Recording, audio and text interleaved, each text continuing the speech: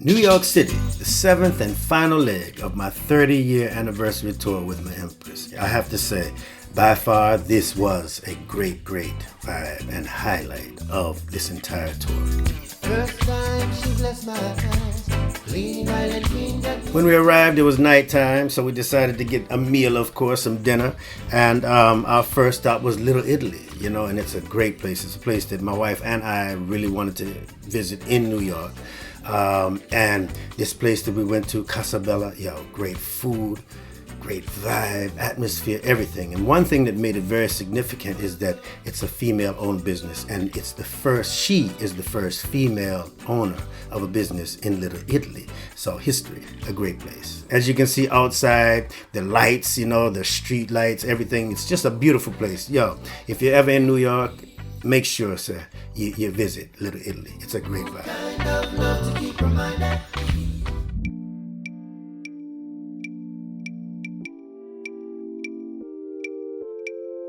Moving on to Harlem in New York. You have to go to Harlem if you go to New York. And Red Rooster is definitely a place to be. 310 Lenox Avenue. It's between 125th and 126th. Recommended by my cousin, Margaret. We haven't seen my cousin and Aunt Minnie since, I guess, 2018. And they did New York justice where they reside. That's their place. And it was just a great vibe all around, And Red Rooster was definitely, without question, the top restaurant experience for the entire 30-year anniversary tour. One thing that is great about it is that it's a black-owned business, and it just happens to be a really humble brother that I really respect when it comes to food, Marcus Samuelsson. He himself and his family, they live in Harlem as well, which also shows you a bit of humbleness. And I've always wanted to try his food, and didn't even know we were going to his restaurant until we were there. I found out after we were there that it was his place, and I was very happy.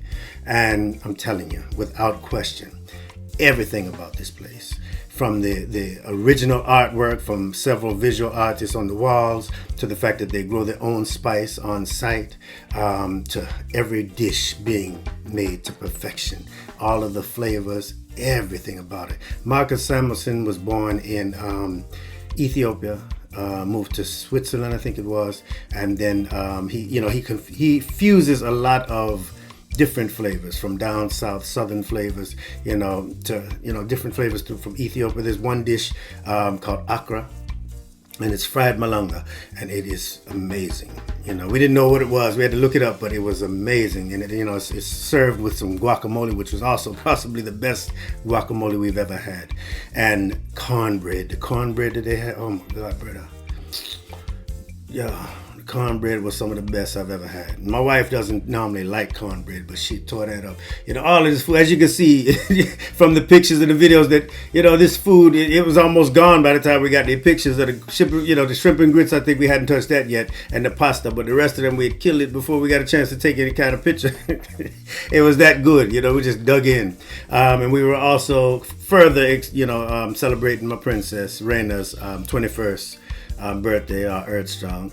And we got this pineapple rum shortcake. Whoa, that is amazing as well. I'm telling you, I can't say nothing more. Everything about this place was absolutely amazing, without question. If you're ever in Harlem, that's the place to go. Red Rooster, Marcus Samuelsson, big up yourself, brother. You did yourself and your city justice. And of course, we had to pass by the Apollo Theater, where they have the Tree of Hope, or what they call it, the Good Luck Stump.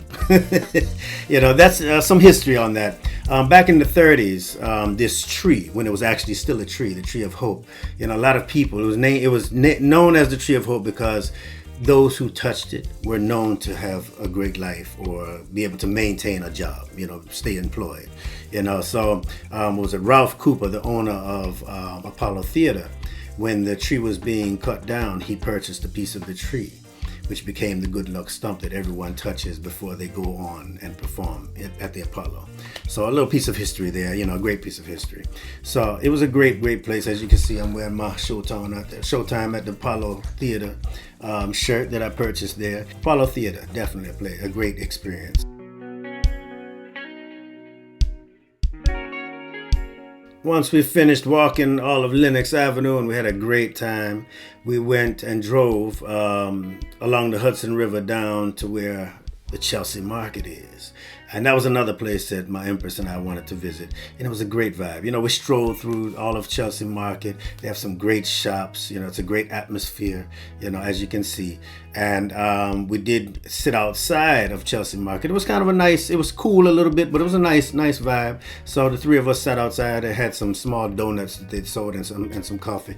And then walked further down to the next stop, which was Artichoke, Basille's pizzeria.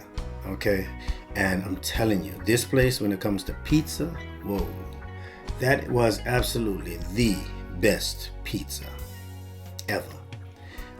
New York, you did yourself proud with the pizza as well, because if most people know, of course pizza comes from where it comes from, but when those who think about the U.S., at least for me, when I think about a pizza pie or pizza, I'm thinking New York, and I really wanted to try some pizza. I've been to New York several times in the past, never had pizza.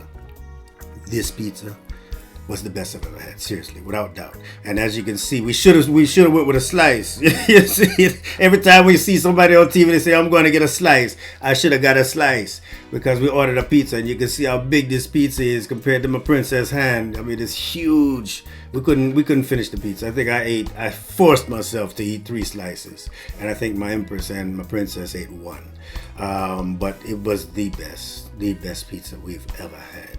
Of course, overall, the main blessing for me was, of course, this trip to New York, to the United States, the tour, my 30th anniversary with my Empress.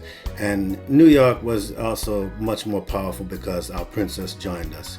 So the three of us had a great time. We saw some iconic places like the Cotton Club, on Lenox Avenue, and so many different places. It was just love, as always. And of course, sad, but still bittersweet, I guess you'd say, returning home to Japan. Yeah, you don't know everyone.